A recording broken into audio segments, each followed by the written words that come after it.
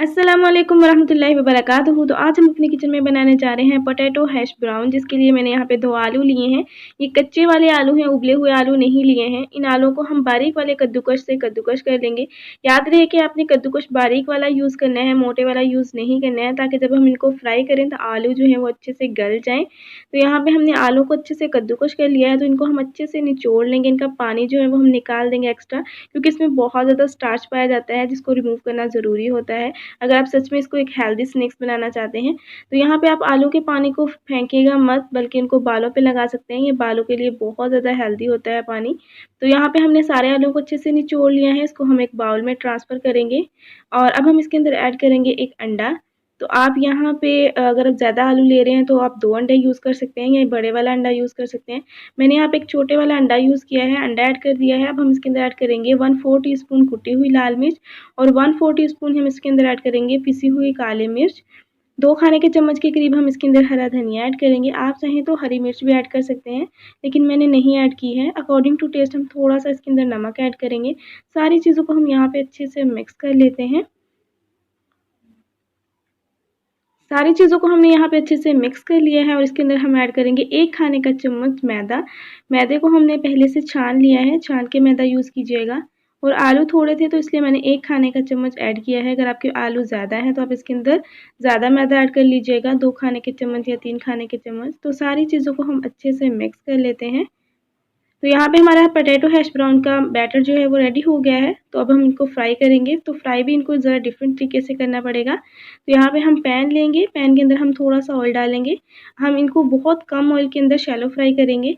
तो ऑयल को गर्म होने देते हैं। जैसे ही ऑयल हल्का-सा गर्म हो जाएगा, हम इस तरह बैटर लेंगे थोड़ा-सा हाथ के ऊपर और उसको हम फैलाएँगे जितना पॉसिबल होगा। तो इसको हम साथ के साथ बना के ही ऑयल के अंदर ऐड करेंगे, क्योंकि हम अलग से इसको बना के नहीं रख सकते हैं। तो इसको हमें ऐसे ही फ्राई करना होगा।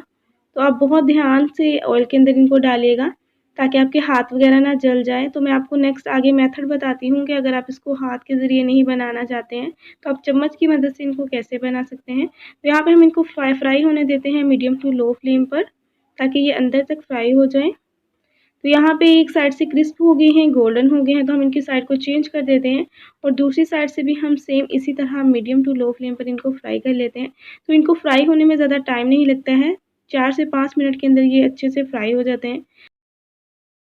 तो यहाँ पे हमारे पोटैटो हैश ब्राउन दोनों साइड से अच्छे से क्रिस्प हो गए हैं, गोल्डन ब्राउन कलर इनको आ चुका है। तो इनको हम प्लेट में निकाल लेंगे, इससे ज़्यादा हम इनको फ्राई नहीं करेंगे वरना ये जल जाएँगे।